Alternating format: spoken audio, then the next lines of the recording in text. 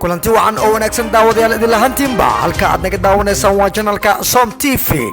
xaruntiisa dhexe ee magaalada Muqdisho ku soo dhawaada daawadayaal war wixii dal iyo dibadda inaga soo gaaray oo saacadahan oo kale aad kala socotaan TV-ga caalamiga ah ee Som TV xaruntiisa dhexe ee magaalada Muqdisho khasaare isugu jira dhimasho iyo dhaawac oo ka dhashay weerar xalay lagu qaaday hotel ku yaala magaalada Muqdisho madaxda ugu sareysa dalka oo ka qayb gashay janaasada General Maxamed Nuur Galaal oo ku geeriyooday weerarkii xalay ka dhacay magaalada Muqdisho baarlamaanka Hirshabelle oo marka la ansixiyay codsi uga yimid madaxweyne Cali Gudlaawe madaxweynayaasha maamul goboleedyada dalka oo ku sii qulqulay magaalada Dhuusamareeb ra'iisul wasaare Roble oo hortagaya baarlamaanka Soomaaliya intaasi waxay aayeen qodobada warkeena ugu door karona haatan ku soo dhawaada warkii oo fidsan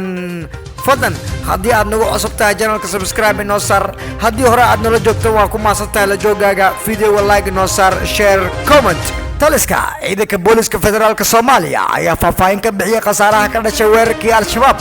galkii dambe ee shalay ku qaadeen hotel Afrique ee ku yaala meel ku dhow isgoyska kilometer 4 dhinaca jidka aada garoonka aadan cabbe afayeenka booliska Saadiq Aadan Doodishe oo warbaahinta la hadlay ayaa sheegay in weerarka uu ku bilowday gaari looga soo bixiyay waxyaabaha qaraxa kadibna ay gudaha u galeen rag hubeysan oo dagaal la galay ciidanka booliska Haramcad waxa uu sheegay afayeenka in ciidanka booliska ay dileen 3 ruux oo gudaha hotelka saacado dhowr ah ka dagaalamaya isla markaana sida lagu soo afjaray weerarkii al-shabaab ay ku qaadeen hotel Afrique waa kan afayeenka oo arintaasi faahfaahinaya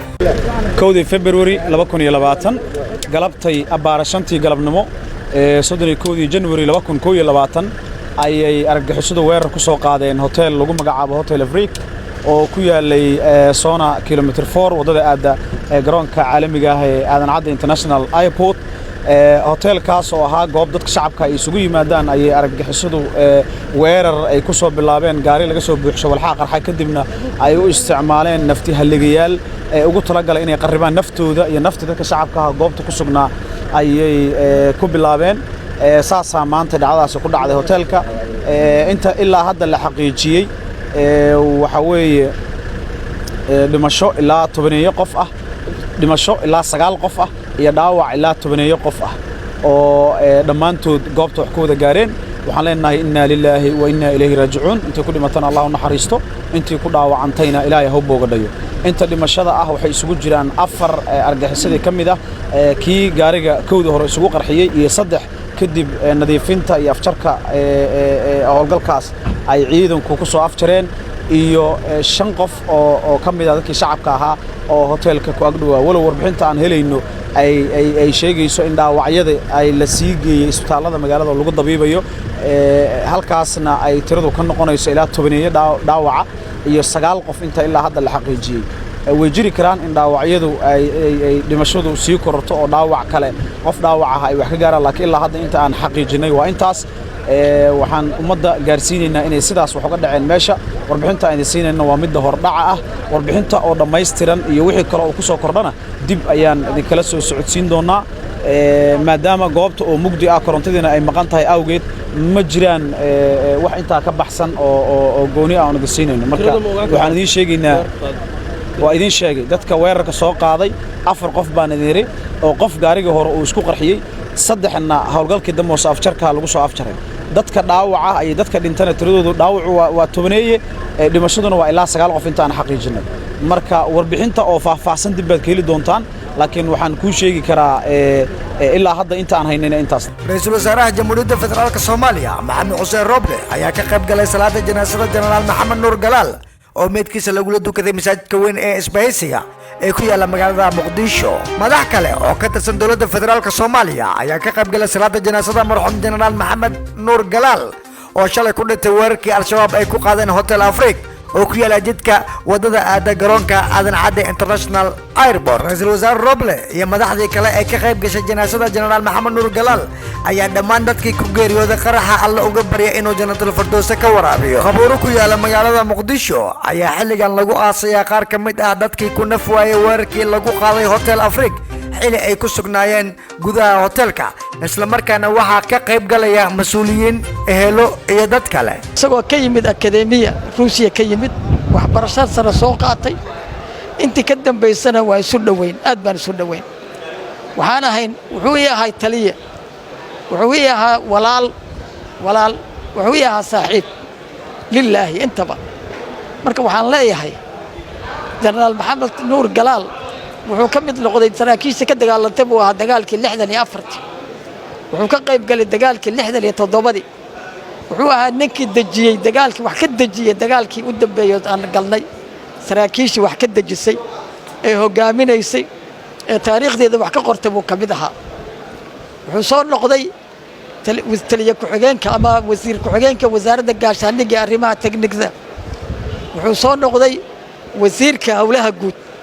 wuxuu soo noqday gudoomiyaha guddiga arrimaha siyaasadda ee baarlamaanka ama golihii baarlamaanka waqtiga kacaanka haddii inta ka dambaysana taariikhdiisa waa haysaan hadda waqtigan kuma soo koobi karo laakiin waxaan leeyahay allaha u naxariisto tiir muhiim ah oo taariikhda ciidanka xoogga dalka Soomaaliyeed ama taariikhda Soomaaliyeed ama wadaniyada Soomaaliyeed ama geesinimada saraakiisha iyo aqoonta la dhintay buu noqday ku timid ilaahay waxaan uga baryaynaa asagana naxariis janno inuu geeyo ahalka iyo qaraabadana sabr iyo iimaan uu ka siiyo runtii waa dareemi karaa qof walba Soomaaliyeed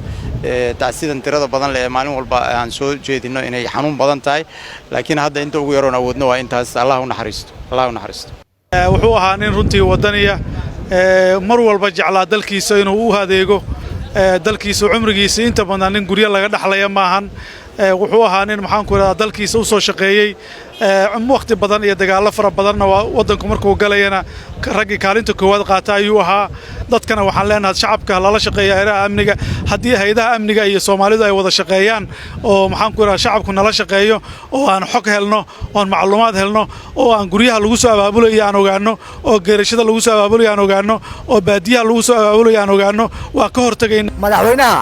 maamulka Hirshabelle Cali Cabdullaahi Xuseen Guudlaawe ayaa maanta hortagay kulan la yeeshay xildhibaanada baarlamaanka labada aqal ee maamulka Hirshabelle kaasi oo ka dhacay magaalada Jowhar kulankan oo uu shir gudoominayay gudoomiyaha baarlamaanka Hirshabelle Dr. Cabdixakiin Luqmaan Xaaji Maxamuud oo uu weelinayo gudoomiye ku-xigeenka labaad ayaa ajantiisa waxa uu ahaa ka jawaabida codsi uga yimid madaxweynaha oo ahaa muddo kordhinta dhismaha xukuumaddiisa gudoomiyaha baarlamaanka ayaa xildhibaanada u faahfaahiyay sida ay muhiim u tahay in madaxweynaha la siiyo waqti ku filan si uu u soo magacaabo golahiisa wasiirada xilli hore xildhibaanada waqti magacaabista golaha uu kordhiyeen Guudlaawe madaxweynaha ayaa xildhibaanada ka codsaday in ay muddo kordhin u sameeyaan wasiirada cusub waxaana aqbalay codsigaas xildhibaanada baarlamaanka Hirshabelle oo ku ansixiyay cod gacantaag ah 54 xildhibaan ayaa ogolaatay codsiga madaxweynaha mana jirin wax diiday ama ka aamusay waxaana natiijada markii dambe ku dhawaaqay gudoomiyaha baarlamaanka Hirshabelle Dr. Cabdixakiin Luqmaan Maxamed oo shaaciyay in codsiga la meel mariyay madaxweynaha dowlad goboleedka koonfur galbeed Soomaaliya Cabdicasiis Xasan Maxamed Laftagaren iyo wafdi uu hogaaminayo ayaa daqiiqado ka hor gaaray magaalada Dhuusamareeb ee xarunta Galmudug garoonka diyaaradaha ayaa waxaa madaxweyne Laftagaren iyo wafdigiisa ku soo dhaweeyay madaxweynaha Galmudug Axmed Cabdi Kaariye Qorqor iyo xubno kale oo ka tirsan maamulkiisa waxaana loo galbiyay dhinaca madaxtooyada madaxweynaha koonfur galbeed ayaa ka qayb galaya shirka madaxda dowladda federaalka iyo kuwa maamul goboleedyada oo maanta ka furmaya magaalada Dhuusamareeb sidoo kale caasimada Galmudug ayaa waxaa ku wajahan madaxweynayaasha maamul goboleedyada kuwaasi oo ka qayb galaya shirka waxaana socota qabanqaabadii ugu dambeysay ee lagu soo dhaweynayo shirka oo socon doona muddo 3 maalmood ah ayaa waxaa looga hadli doonaa xaaladda siyaasadeed ee dalka gaar ahaan arrimaha doorashooyinka oo muran iyo khilaaf ka jira ra'iisul wasaaraha xukuumadda federaalka Soomaaliya Maxamed Xuseen Roble ayaa ku dhawaaqay inuu hortagayo xildhibaanada baarlamaanka federaalka ee muddo xileedkoodii dhamaaday 27 bishii December 2020 qoraal ka soo baxay xafiiska ra'iisul wasaaraha oo laga aqriyay telefishinka qaranka ayaa waxaa lagu sheegay in ra'iisul wasaaruhu 9 bisha 2021 oo hortagayo baarlamaanka isagoo warbixin buuxda ka jeedin doono golaha shacabka warkii aad kala socotaa TV-ga Som TV xaruntiisa dhexe ee magaalada Muqdisho waa inaga inta warka waxaad la socodsiinay anigoo Cabdiqaadir Xasan Cali Nabadino